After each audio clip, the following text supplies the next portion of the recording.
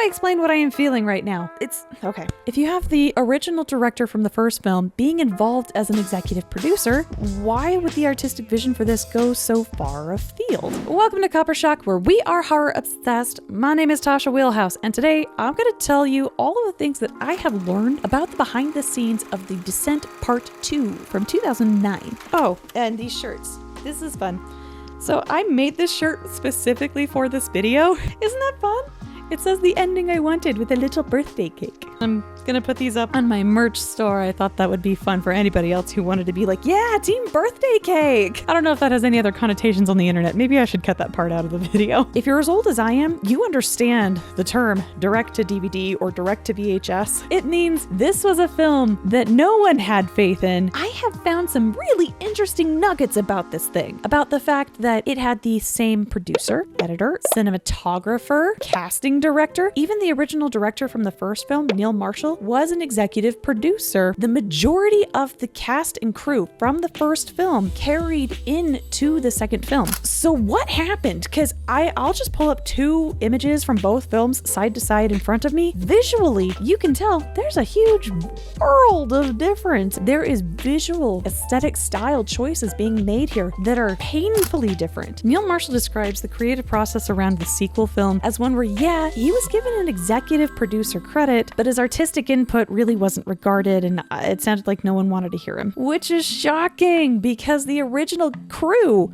from the first film was pretty much present for this sequel. This is what Neil Marshall, the director of the first film, said about the sequel. For my money, the sequel was totally unnecessary. The first film resolves itself, whichever ending you choose. It wraps it up in a nice way that was bleak, whichever way you cut it. The second film began and it didn't pick up from either ending. I can kind of agree with him. The Descent Part 2 picks up on a story thread line that doesn't honor either ending, because the two endings, just as like a real quick recap. The original ending that Neil Marshall had is the main character gets lost in the cave, her mind is fractured, she spends her last moments alive sitting in the cave with her dead daughter and her dead daughter's birthday cake. The American ending, the main character gets out of the cave and she escapes and she drives far away, and in the middle of her shock, she throws up, and as she sits back up, she's being haunted by the ghost of the girl who she had left for dead. Like, it's very clear that she's being haunted. At least I think so. No one gets to be happy with this threadline because Juno's still alive in the sequel. So who's directing this thing if it's not Neil Marshall? Fantastic question. It is a man named John Harris. This is John Harris's first directorial film, and the only one, actually, which I'm gonna give him some props for. The guy wanted to try a new career path, and a Hollywood career path going from editor into directorship is actually not too big of a leap. In fact, it's a very natural step when it comes to career progression in Hollywood. The editor, the director, the cinematographer, and the producer, the four of them have this like social huddle throughout most of the creative process, from the start of the film all the way through post-production, getting out distribution, and they're the team that makes it turn. So he gets to shadow the role of what a director does for the majority of his career. So something that did surprise me, though, he's a very talented film editor. In fact, he gets hired to do a lot of high-end work. Films that he has done editing for: The Woman in Black, Eden Lake, 127 Hours, same for Yesterday, and Stardust. Oh, that was something that was really strange. John Harris, he said in a different interview I found of him talking about his career as editing that he gets to be on set or off set as much or as little as he wanted to, but he preferred not being on set to not spatially center himself to the scene, that he loved having the dailies for him to cut together to visually understand the pacing of what it is that he's presenting. But when you're a director, you literally have to be on set all the time, and instead of doing visual storyboards, they did model sets of The Descent 2. He would use this like miniature model set to do blocking for how they wanted the shots to go. Is that normal? Comment if that's more normal than I think it is, because I don't think that's normal. So for a guy who said he doesn't like the creative process of being spatially aware of where stuff is, to take the director tact of having a literal like warboard of where to move the pieces of where people stand and stuff in order to present that is weird to me. When they were talking about the storyline for the Descent sequel, he had this to say: all we had was the idea of the Descent 2. What would we do? Now, I was just personally very keen on making it a continuation of the story. We could have taken a whole new bunch of people and sent them down a different cave, but that that felt to me like the same film again.